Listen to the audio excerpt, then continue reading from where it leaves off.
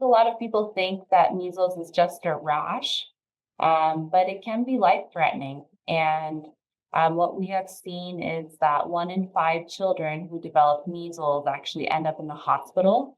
1 in 20 children develop pneumonia, and this is one of the leading causes of measles-related deaths. 1 in 1,000 children can actually get a very rare complication, but it can lead to a significant amount of brain swelling or encephalitis, and that can cause permanent damage to these children.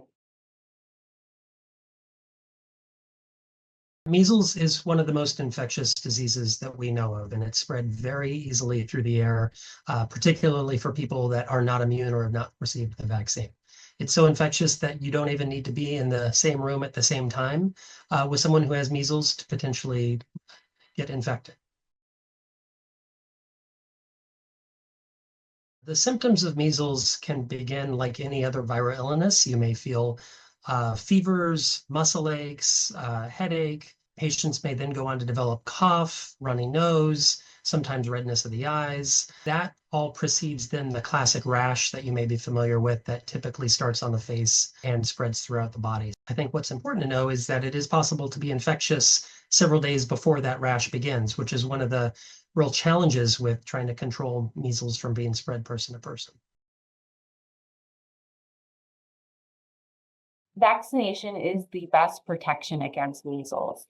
And the MMR vaccine, which is inclusive of measles, mumps, and rubella, is 97% effective after 2 doses. It's one of the most effective vaccines that we have, and it protects our children in outbreak situations and other vulnerable community members as well. Typically, the measles vaccine is given at 12 to 15 months of age. The second dose is typically given around 4 to 6 years of age.